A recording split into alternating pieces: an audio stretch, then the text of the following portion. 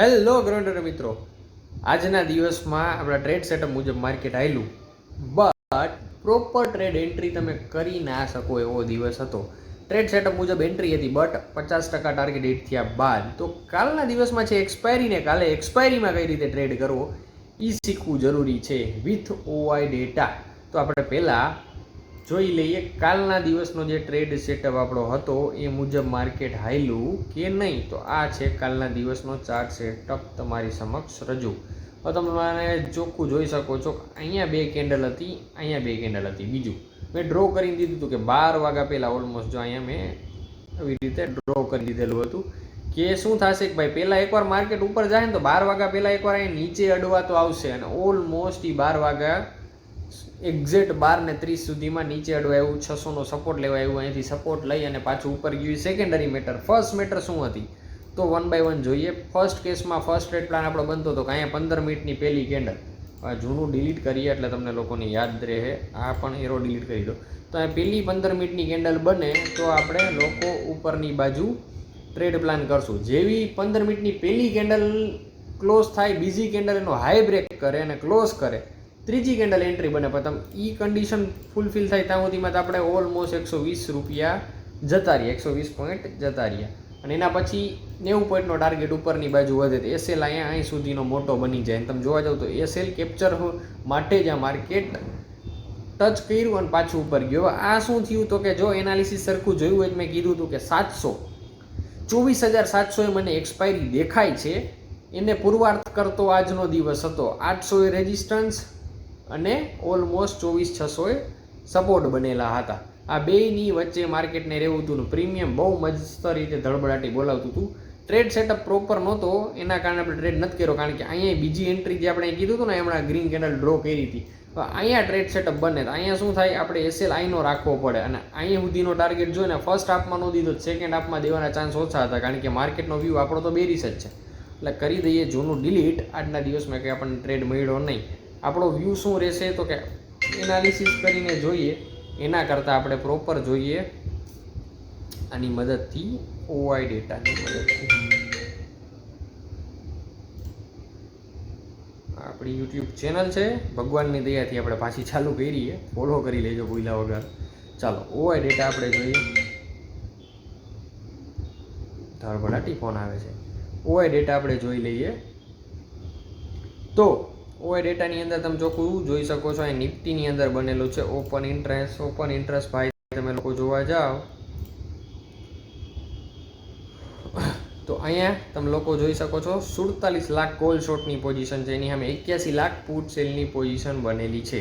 હવે આ તમે જુઓ 24,600 એ શું થયેલું છે તો કે પુટ શોર્ટ કેટલા છે તો કે 1,18,00,000, 30 લાખ કોલ શોર્ટ છે. મતલબ કે ડ્રાસ્ટિકલી તમે જોવા જાવ તો 4 ટાઈમ્સ વધારે છે, બરોબર છે.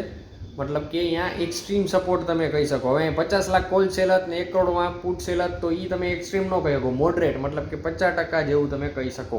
હવે એના પછી તમે લોકો અહીં જોવા જાઓ 24,800 જ્યાંથી માર્કેટ નીચે આવ્યું ઓડીને આજના દિવસમાં, 1,58,00,000 મતલબ 1,60,00,000 પોઝિશન બનેલી છે કોલ સેલની. પુટ સેલની કેટલી તો કે 48 લાખ મતલબ 50 લાખ, તો કે 3 ગણી વધારે છે. અહીંયા 4 ગણી ને અહીંયા 3 ગણી, એટલે બે બાજુથી 20 આપે એટલે માર્કેટ ક્યાં આવે તો કે 750 ને 700 વચ્ચે. આ જ કારણથી મેં કીધું માર્કેટ અહીં બંધ થાય. હવે આપણે કાલના દિવસનો વ્યૂ જોતો હોય તો 1 કલાક જોવી પડે. 1 કલાકમાં શું થયું હોય તો કે ઘટ્યા તો કે ભાઈ 46 લાખ પોઝિશન ઘટી કોલ સેલની ને 32 લાખ પોઝિશન ઘટી કેની તો કે ભાઈ પુટ સેલની. હવે વચ્ચે જ્યાં માર્કેટ ઊભું રહ્યું ત્યાં તમે જોવા જાઓ 10 લાખ પોઝિશન કોલ સેલની વધી છે અને 43 લાખ પુટ સેલની ઘટી છે. એના કરતાં 100 પોઈન્ટ એટલે 50 પોઈન્ટનો ફેર, 24,700 જ્યાં 3 વાગે જ્યાં માર્કેટ અડીને નીચેની બાજુ આવ્યું, બરાબર. તમે અહીં ચોખ્ખું જોઈ શકો છો આ જે મુવમેન્ટ રહી એક્ઝેક્ટ 3 વાગે, અહીંયા આ 3 વાગે અહીંયાથી હતું 700 આસપાસ, ત્યાંથી ડાયરેક્ટ નીચે 600 100 પોઈન્ટનો ફેર જોયો. કાં તો કે આ પોઝિશન તમે જોવા જાઓ કેટલી એક્સ્ટ્રીમ લેવલ ઉપર પુટ સેલની પોઝિશન ઘટી ગઈ. પુટ સેલનો મતલબ માર્કેટ ઉપર રહેવું, 1 કરોડ પોઝિશન ઘટી. હવે આનો મતલબ એવો નીકળે કે સપોર્ટ વીક પડશે, એટલે અહીંયા 800 એ માર્કેટ જ્યારે જાય, જો એક્સપાયરીમાં માર્કેટ ઉપર જાય તો ફટ કરતો નીચેની બાજુ ઘા મારવાની તૈયારી રાખવી. 800 ઉપર જવું અઘરું છે માર્કેટ એક્સપાયરી પૂરતું, પછી ભલે 25,000 અડી આવે, કારણ કે એક રિટ્રેસમેન્ટ જોતું. જો કે આજના દિવસમાં રિટ્રેસમેન્ટ કમ્પ્લીટ થઈ ગયું, તમે એવું કહી શકો. 1 આવર ટાઈમ ફ્રેમમાં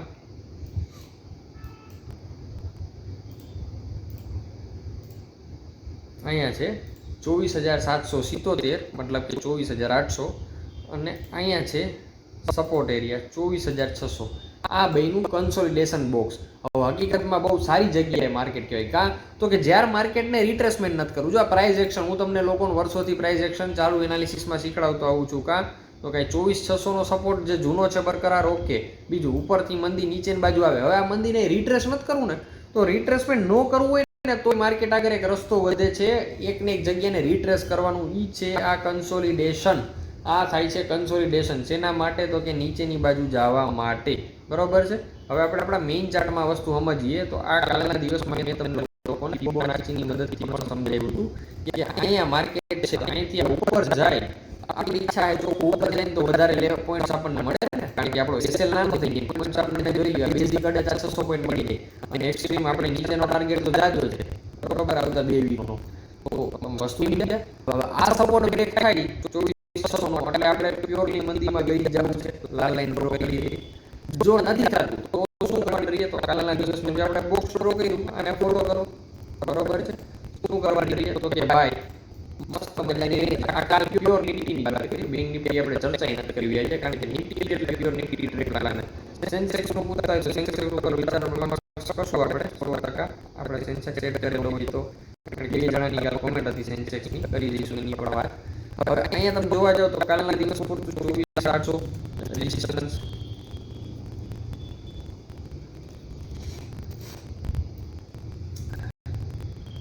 અહીંયા 24,600 સપોર્ટ. આ સેલર એની વચ્ચે કામ કરવાની ઈચ્છા ધરાવશે, પણ તમે લોકો જોવા જાવ તો આ બેની વચ્ચે મુવમેન્ટ જાજી આવશે. કરો જો પ્યોરલી તેજીમાં ભાગ લેવો હોય તો 850 ઉપર ભાગ લઈ શકીએ. કાલના દિવસની વાત છે, કાલના દિવસ વધારે ખાલી કાલના દિવસની. અને 600 નું લેવલ બ્રેક કરે તો મંદીમાં ભાગ લઈ શકીએ. તો અહીંયા આની પર તો લાઈન લીલી, આની કર નાખીએ લાલ.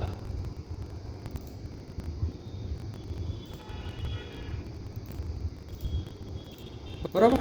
હવે આની બેની વચ્ચે રીએ માર્કેટ નહીં કામ કરવાનું. આપણે કઈ રીતે કામ કરી શકીએ? તો ભાઈ 800 રેઝિસ્ટન્સ છે, તો અહીંયાથી માર્કેટ ઉપડું તો પેલા આપણે અહીં સુધીનો ટ્રેડ લઈ શકીએ. બરોબર છે.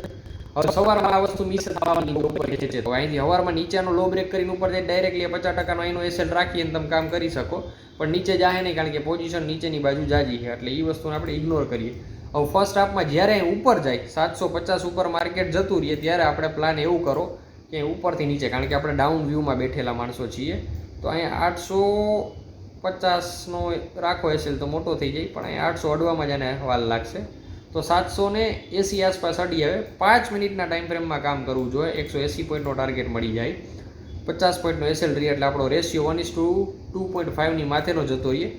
હવે 15 મિનિટની કોઈ કેન્ડલ અહીંયા ઉપર જઈને અહીંયા લાલ આવી રીતે બને, બરોબર છે, તો એ 15 મિનિટનો ટાઈમ ફ્રેમ ઓપન રાખી 5 મિનિટની કેન્ડલ જોવાની, અને એ પણ અહીંયા જે લો માર્ક કરી લેવાનો આમ કરીને, ભાઈ 750 પહોંચી લાલ કેન્ડલ, એના પછીની 5 મિનિટની ફ્રેશ કેન્ડલ, એટલે 15 મિનિટની એક પૂરી થઈ, 5 મિનિટની ફ્રેશ કેન્ડલ એનો લો બ્રેક કરે એટલે કરી જવાનો એન્ટ્રી. એસએલ નાનામાં નાનો રાખો, એ જ 15 મિનિટની જે કેન્ડલ હતી આ એનો હાઈ એસએલ રાખવાનો, અને નીચેની બાજુ ટાર્ગેટ તમે એટલો રાખો, એટલે બહુ નાના એસએલમાં સારો ટાર્ગેટ આપણને મળશે. એન્ટ્રી માટે શું સિલેક્ટ કરશું? તો કે ભાઈ એટ ધ મની સારું રહીએ, પણ હકીકતમાં મારા હિસાબે કરવું જોઈએ 200 પોઈન્ટ ઇન ધ મની, મતલબ કે અહીંયા 24,950 આવે, 25,000નો પુટ પ્રિફરેબલ રહીએ. 40 પોઈન્ટનો એસએલ, 40 પોઈન્ટથી 80 પોઈન્ટના ટાર્ગેટવાળો ટ્રેડ કાલે પ્લાન કરવો જોઈએ. જેવા પહેલાં 40 પોઈન્ટ આપણને મળે એ ભેગું આપણો વહીવટ પૂરું. કાલના દિવસમાં 0-0ની આશા રાખવી જોઈએ, બટ એક ટ્રેડ થઈ ગયો ને પ્રોફિટ બની ગયો, પછી તાતા થઈ ગયા, વહીવટ પૂરો, એટલે ડાઉન સાઈડનો આવી રીતનો તમને એક ટ્રેડ જોવા મળી જશે. બરોબર. આ પ્યોરલી નિફ્ટીનું એનાલિસિસ, બેંક નિફ્ટીની રિક્વાયરમેન્ટ નથી. બેંક નિફ્ટીમાં જોઈએ શું થયું, તો કે ભાઈ આપણો વ્યૂ હતો ઉપરથી નીચેની બાજુ ખાપકવું જોઈએ, તો એને શું કર્યું ભાઈ, મેં ચોખ્ખું તમને કીધું હતું કે અહીંથી ઉપર પછી નીચે ખાપકવું જોઈએ. ઉપર ગયું, નીચે ખાપકું, વધારે ગયું. આપણે ઈચ્છા હતી કે એક દિવસમાં 25 થઈ જાય, 25,000 નો એડા એટલે બેંક નિફ્ટી એટલું ઉપર નથી ગયું, બટ મોડરેટ પોઝિટિવ રહ્યું. એની ઉપર હવે ચર્ચા કરવાનો કંઈ મતલબ નથી. આપણે 54,000 તૂટે તો ડાઉન સાઈડના ફોલની વાત કરશું. તો સેન્સેક્સના જે શોખીન ભાઈ હતા, વળી એને એમ થઈ જાય કે સાહેબે વાત ન કરી, તો ભાઈ આપણે તમારા સેન્સેક્સને પણ અહીંયા સ્થાન આપી દઈએ. સેન્સેક્સ હું ટ્રેડ નથી કરતો યાર, બરાબર, એટલે અત્યારે તમને કહી દો. તો સેન્સેક્સની અંદર પણ તમે લોકો અહીંયા એક સપોર્ટ જોઈ શકો. કરંટ સપોર્ટ 80,300નો, રેઝિસ્ટન્સ લેવલ 80,800નો. એટલે અહીંયા તમારે અહીંયા પહોંચે ને જ્યારે આ લેવલે અહીંથી ઉપર જઈને અહીંયા 80,800 હોય તો અહીં તમે ગેપ જોઈ શકો. એટલે 81,000ની ઉપર આપણે તેજીનો વિચાર કરવાનો રહીએ, અને મંદીનો વિચાર અહીંયા 200ની નીચે. આ લેવલ છે બધા તમને ક્લિયર દેખાતા છે. ફોટો પાડો હોય તો પાડી લેવાનો, એટલે તમને વાંધો ન આવે. ઉપર જાય અહીંયા 800 અડે, પછી અહીંયા નીચેની બાજુમાં ટ્રેડ પ્લાન આપણે ચોકે ચોખ્ખો કરી લઈએ. તમને કરી દો.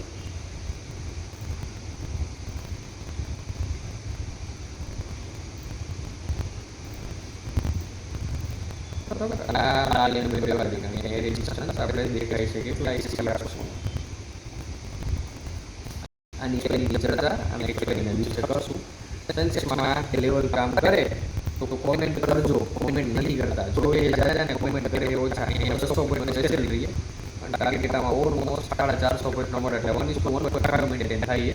સેન્સેક્સમાં તો 1:1.5 મિનિટમાં, એટલે તમે જોવા જવા માટે એની ઇફેક્ટ કેટલી મળે, 20ના લોટ હિસાબે 400 પોઈન્ટ, એટલે 400 રૂપિયાની ઇફેક્ટ મળે. અને આમાં સ્પાઇકથી કામ થાય ને એટલે થોડુંક અઘરું પડે. બાકી આપણે તો બધી જગ્યાએ જ્યાં ચેલેન્જ મળી ત્યાં લડી લઈ છીએ, પણ એવી મગજમારીથી પૈસા બને ના કરતાં શાંતિથી નિફ્ટીમાં બને છે તો એને એન્જોય કરીએ. મળીએ નેક્સ્ટ વિડીયોમાં. જય હિન્દ, જય ભારત.